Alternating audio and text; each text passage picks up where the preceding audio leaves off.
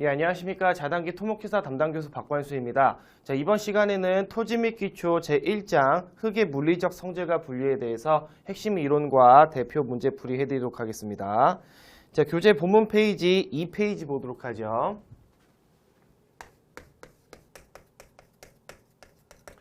자, 토지 및 기초 제1단원 흙의 물리적 성질과 분류는요, 우리가 다루시는 토지 및 기초의 전체적인 기본적인 내용이라고 보시면 되겠죠.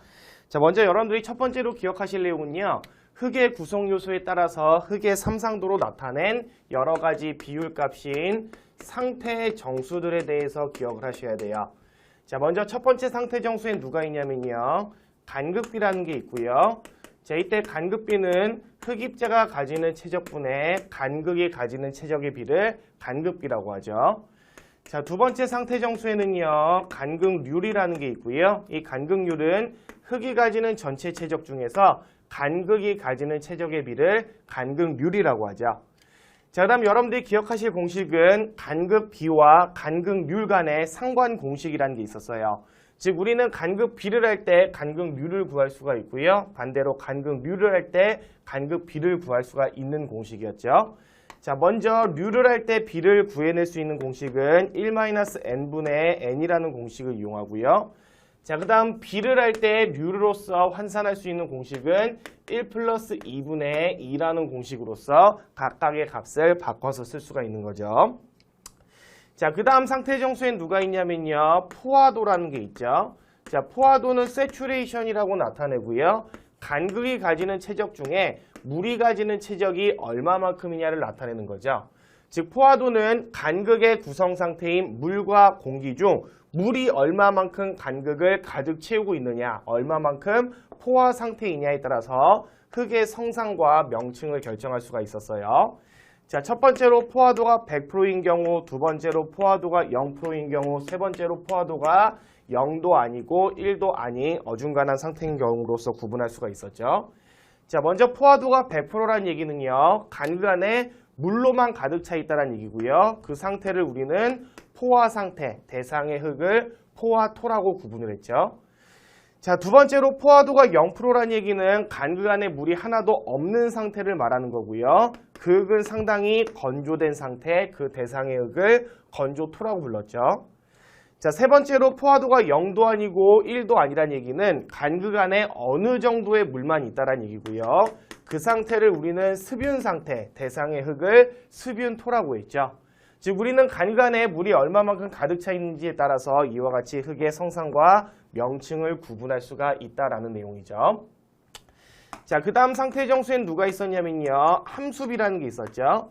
자, 함수비는 소문자 W로 나타내고요. 얘의 의미는 흙입자가 가지는 무게분의 물입자가 가지는 무게의 비를 함수비라 그래요. 즉 함수비의 의미는 이 흙 안에 물이란 놈이 얼마만큼 많이 포함되어 있느냐죠. 자, 그렇기 때문에 우리는 함수비를 할 때 누구를 구할 수가 있냐면요, 물만이 가지는 무게, 물만의 무게를 결정할 수가 있었죠. 자, 이때 공식은 1+ 함수비분의 흙 전체 무게 곱하기 함수비라는 공식으로서 흙의 무게와 함수비를 할 때 순수 물만의 무게를 결정할 수가 있는 공식이었습니다. 자, 그 다음 상태 정수에는 비중이라는 게 있죠. 자, 비중은 GS 값으로 나타내고요. 이 비중의 의미는 물의 단위 중량분의 흙입자의 단위 중량의 비를 비중이라 그래요.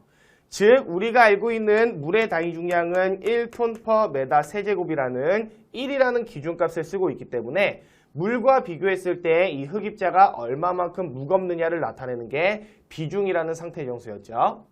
그래서 지금까지 설명드린 게 토질 및 기초에서 기본적으로 알고 계셔야 될 여러 가지 상태 정수들이고요. 이때 이 상태 정수들 사이에는 하나의 상관 공식이라는 게 있었죠. 자, 이 상관식의 의미는 포화도와 간극비를 곱한 값은 비중과 함수비를 곱한 값과 같다. 즉 최적과의 관계와 무게와의 관계는 같을 수밖에 없고요. 여러분들이 문제풀이 하실 때 문제에서 주어지지 않은 숫자가 있는 경우 이 상관 공식을 떠올리시면은 다양하게 문제를 해결할 수가 있었던 거죠.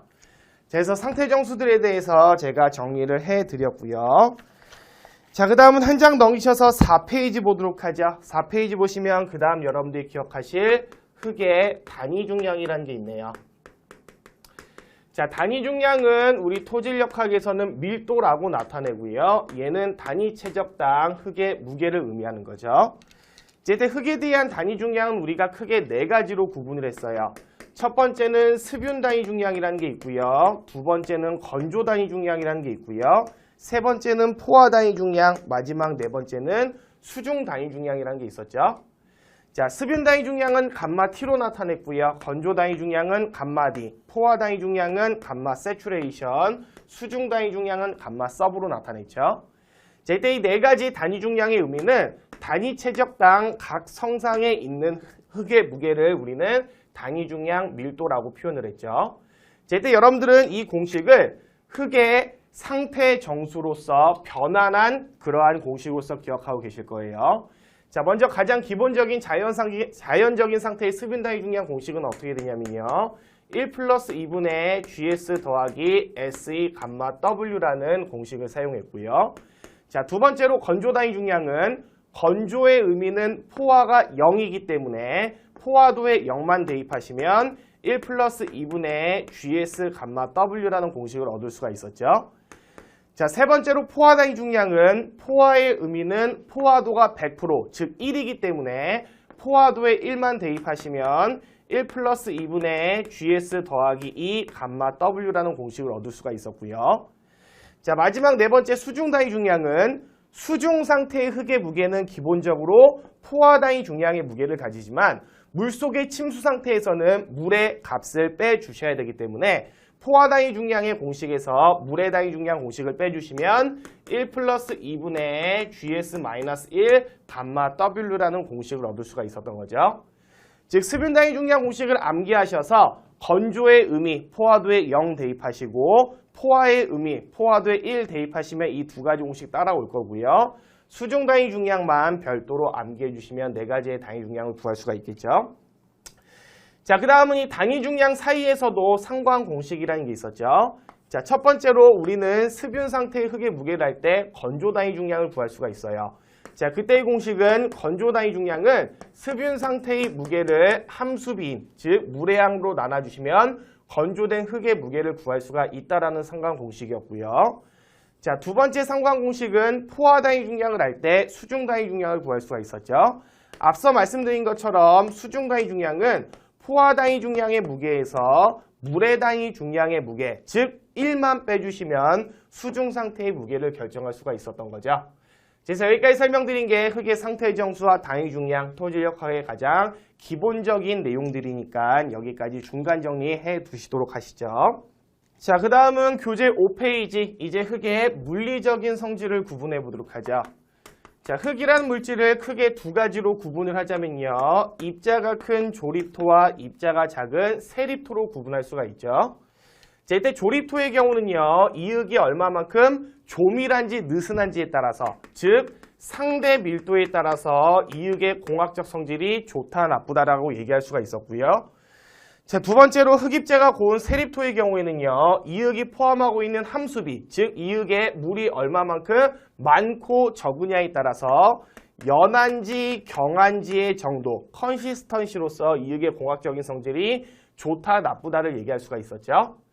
자, 먼저 조립토는 상대 밀도에 따라서 이 흙이 좋다 나쁘다를 얘기할 수가 있어요. 즉 이 흙은 조밀할수록 좋은 흙이고요. 느슨할수록 좋지 못한 흙이죠. 이때 상대 밀도를 결정할 수 있는 2가지 공식이 있었죠. 자, 첫 번째 공식은 간극비로서 우리가 규정할 수 있는 상대 밀도 공식이죠.